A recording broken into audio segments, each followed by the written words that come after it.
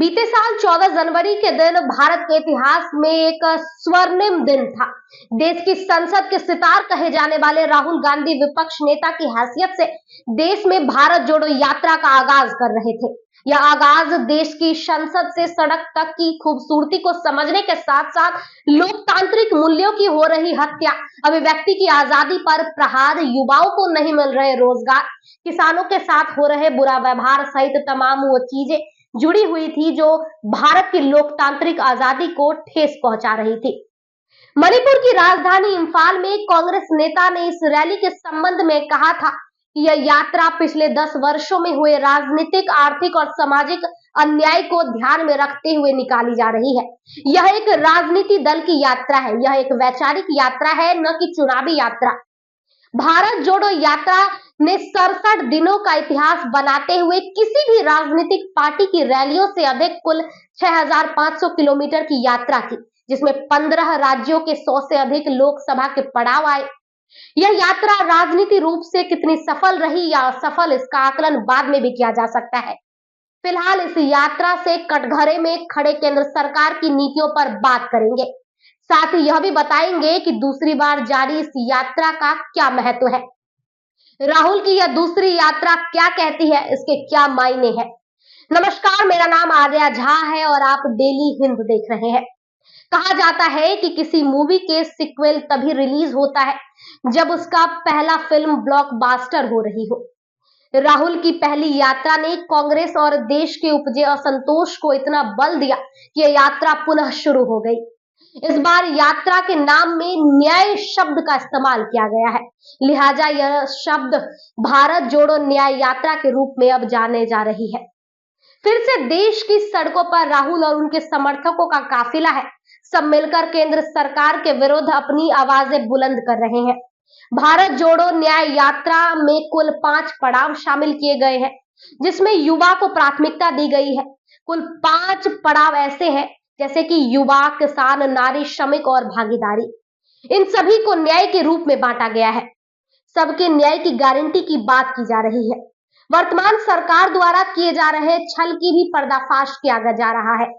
सबसे पहले युवा की बात करें तो भारत में 65% से अधिक आयु 35 वर्ष से कम की है, लिहाजा युवाओं के रोजगार को प्राथमिकता देना सरकार का पहला कर्तव्य होना चाहिए। वर्तमान सरकार ने अपने पहले कर्तव्य में ही युवाओं की कुशलता को ध्यान में रखने का आश्वासन दिया था, लेकिन रोजगार तो दूर, बेरोजगारी के मुहाने पर लाकर ऐसा पटका कि हजारों लाखों युवा बेरोजगार हो गए। हजारों ने आत्महत्या कर ली, लेकिन सरकार की कान में जू तक नहीं रेंगी।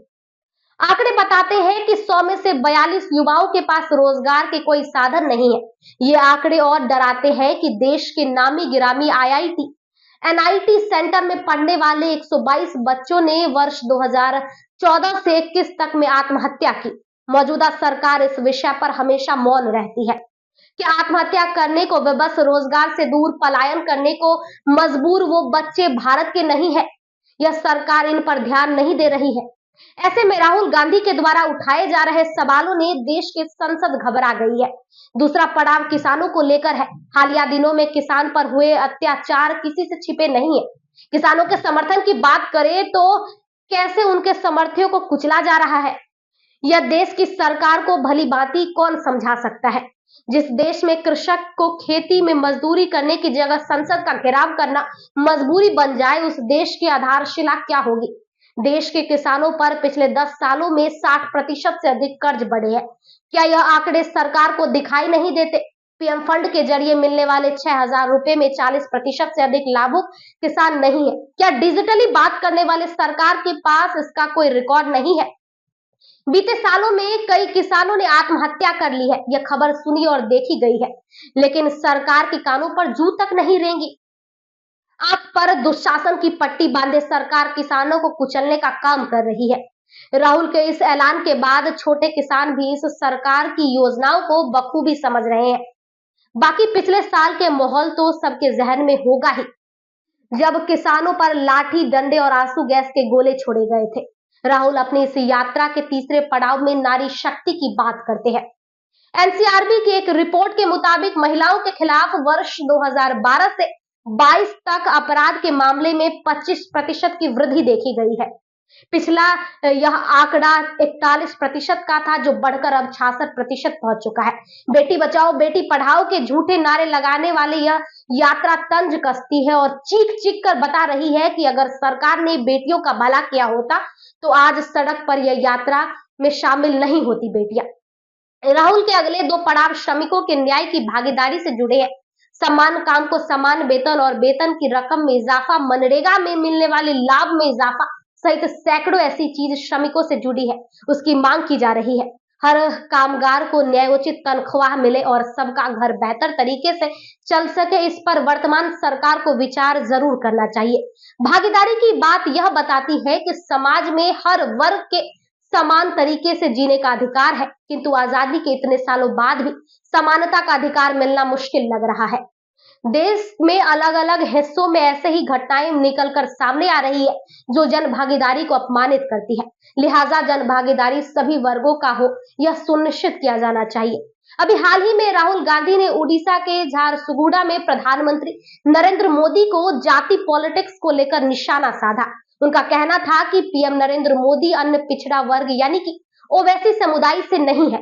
राहुल ने कहा कि पीएम का जन्म सामान्य वर्ग में हुआ है। मोदी जी पार्लियामेंट में कहते हैं ओबीसी वर्ग को भागीदारी की क्या जरूरत, मैं ओबीसी हूं।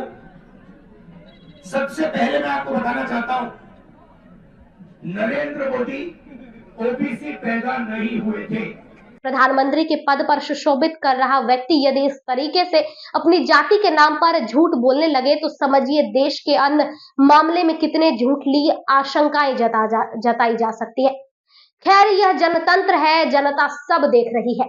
शायद अगले चुनाव में जनता करारा प्रहार करे और भारत एक कुशल राष्ट्र की परिपाटी पर चल सके।